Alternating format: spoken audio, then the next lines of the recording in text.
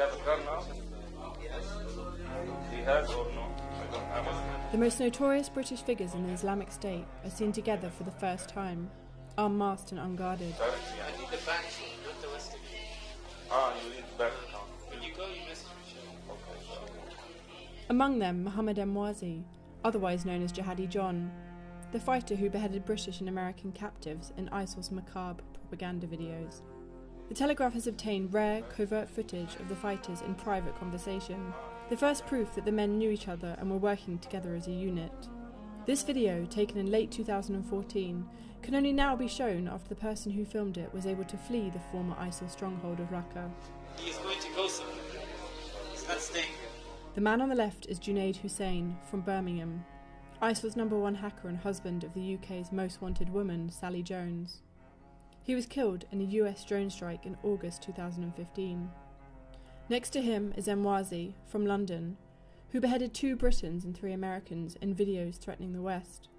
He was killed in an American airstrike in November 2015. Sat next to him on the sofa is Rayad Khan from Cardiff, who also appeared in ISIL propaganda videos. We now know he was regarded as the group's religious authority and highly regarded for his knowledge of Sharia.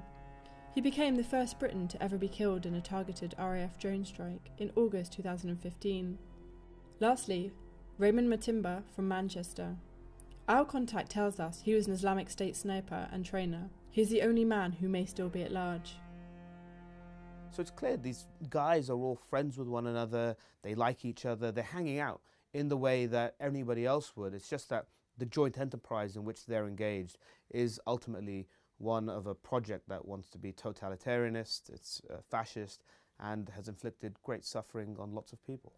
It was from this internet cafe, at the heart of the so-called caliphate, where they and other foreign fighters plotted attacks on the UK and the West. It could be a scene from any front room or coffee shop. 4 young men laugh and joke as they charge their phones, but weapons can be seen leaning against the wall. This video reveals a previously unknown relationship between Britain's most wanted men. Our contact was able to infiltrate the group using his knowledge of Sharia law to gain trust, but he knew he would be executed if he was caught filming.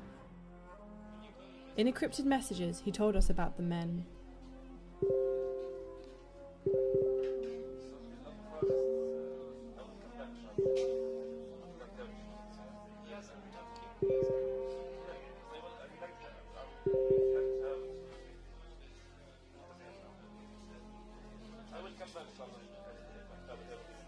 My source says that while many British jihadists who travelled to Syria have been killed, dozens and dozens, he says, left for ISIL's last remaining stronghold in Deir ez-Zor to the south.